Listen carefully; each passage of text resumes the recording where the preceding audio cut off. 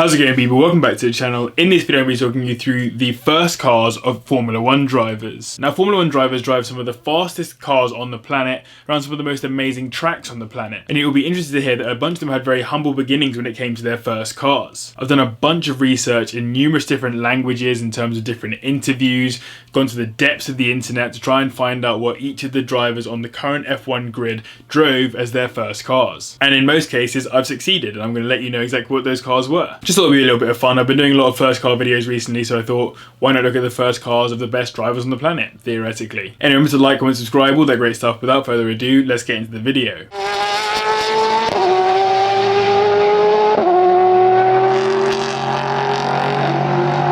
So let's start with the Williams drivers, Robert Kubica and George Russell. Now, Williams this season haven't been doing very well in terms of points. They're currently sitting on 1 point in the Constructors' Championship, and this has all come about because of a pretty poor car, basically. But from the sounds of it, it seems like Robert's quite used to having a slow car, as his first ever car was actually when he was 4 years old. From what I can see from interviews, he was basically once out with his parents, spotted this small Nissan in a field, and his parents decided to buy it.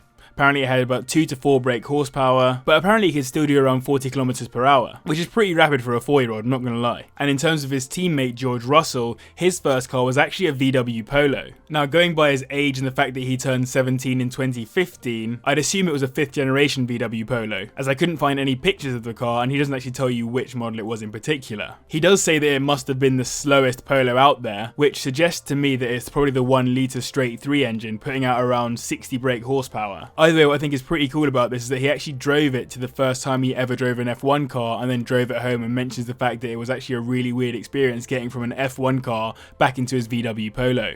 Let's move on to Haas, who are currently sitting 9th in the championship at the time of making this video. A pretty difficult season for the two drivers, Romain Grosjean and Kevin Magnussen, but it must be said Romain Grosjean's first car is actually one of my favourite ones on this list. He passed his driving test after just 4 days of learning with his mum as his driving instructor. Then he went on to buy an Alfa Romeo 147 GTA in red. That hosts a 3.2 litre V6 petrol engine, putting out around 250 brake horsepower and doing 0 to 60 in 6.1 seconds. That's a very decent first car. On the other side of the garage, Grosjean's teammate Kevin Magnussen also had a red car as his first car, but it was a Fiat Cinquecento which he bought for 1,000 Danish krone. Let's assume he had the 1.1 litre model. That's an inline 4 engine putting out 54 brake horsepower and doing 0 to 60 in 13.4 seconds. Annoyingly, that's still faster than my VW Polo. Interesting that a man that drives one of the fastest cars on the planet originally drove such a humble little car that is basically renowned for its time on the in-betweeners.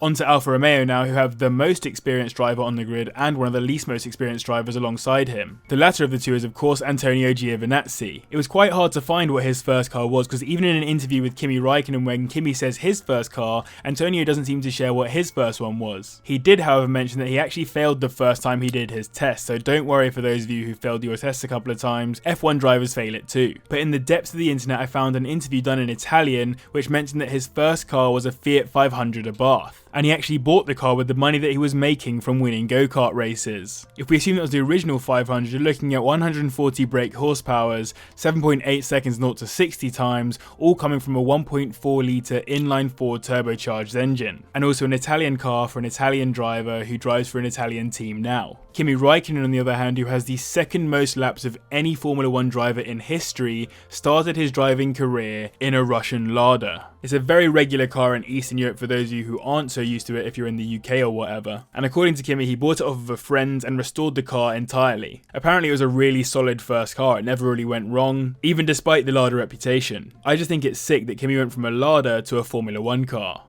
On to Racing Point now, who are sitting in 7th. Lance Stroll, the less experienced of the two drivers, actually hasn't ever owned a first car, so I can't really include him properly in this list. As he's been in F1 for the last few years, he hasn't really had time to own a car. Instead, he generally gets given cars to drive by Mercedes, who actually supply the power unit for Racing Point's F1 cars. On the other side of the garage, Sergio Perez, who's far more experienced as an F1 driver, actually had, I believe, a Chevrolet Corsa as his first car. And the reason why I say I believe is because he hasn't actually said it in as many words that that was his first car. He said that his first car was a Chevrolet, very similar to the Opel Corsa. Now, as Perez is from Mexico, and the Corsa was marketed in Mexico as the Chevrolet Chevy, I think it's safe to assume that this was his first car as opposed to sort of a Chevrolet Corvette or something. So in reality, a very normal first car. On to Toro Rosso, Red Bull's development team. A driver who was dropped from Red Bull back down to Toro Rosso is Pierre Gasly. But his Toro Rosso F1 car is certainly still a step up from his first car, which was a Peugeot 104, a car that was produced between 1972 and 1988. It was actually his grandmother's car before his, and apparently he uses it to just have fun in car parks. I actually think it's a pretty cool looking car if I'm perfectly honest. His teammate Danny Kvyat didn't even pass his test in his native Russia until 2015,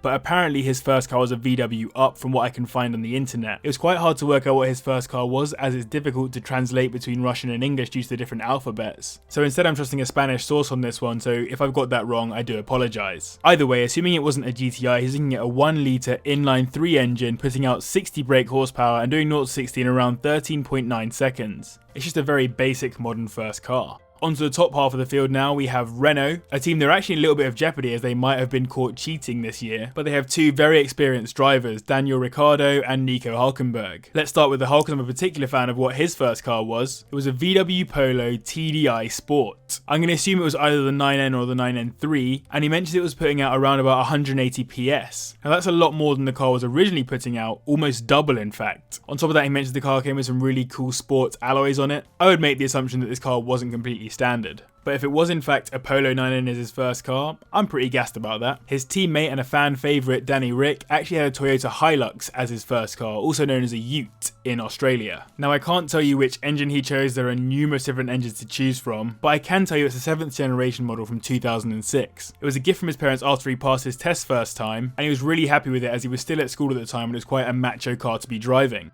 Moving on to McLaren, who have two fan favourites as their lineup. Carlos Sainz and Lando Norris, both renowned for their excellent speed on track and also their memes. Carlos mentioned that his first car is a VW Golf. I'm going to assume it was a Mark 6 or a Mark 7 based on the age at which he became able to drive. And there was a really good interview a few years ago where drivers were being asked what their daily drivers were, and people are coming out with Ferraris and McLarens and all these supercars and stuff, and then Carlos just comes through with the VW Golf. His slightly younger teammate Lando Norris had a Mini Cooper D as his first car. If we assume it was a new car, he would have had a 1.5 litre turbocharged diesel engine, putting out 114 brake horsepower and doing 0 to 60 in around 9.1 seconds. Again, another very average first car, not much to talk about on this one. Interesting though that McLaren recently gave him a McLaren 570S as his company car, so what a step up. On to the top three teams now. Third being Red Bull with Max Verstappen and Alex Albon. Let's start with the latter of the two because I searched everywhere around the internet to try and find what Alex Albon's first car was. I really couldn't find it, so please let me know in the comments down below if you've managed to find out what Alex's first car was, because I really don't know. What I do know is that apparently he drives his two younger sisters to and from school, and he does so in the Honda Civic Type R that Honda gave him. Not a bad perk of the job, but also not quite as good as Lando Norris's McLaren 570S. However, it was actually quite easy to work out what Max Verstappen's first car was, as Renault gave him his first car. It was a Renault Clio RS. Originally Renault gave him a yellow one, but he wanted a grey one, so they swapped it. He has also made a bit of a step up since then and now owns a Porsche 911 GT3 RS.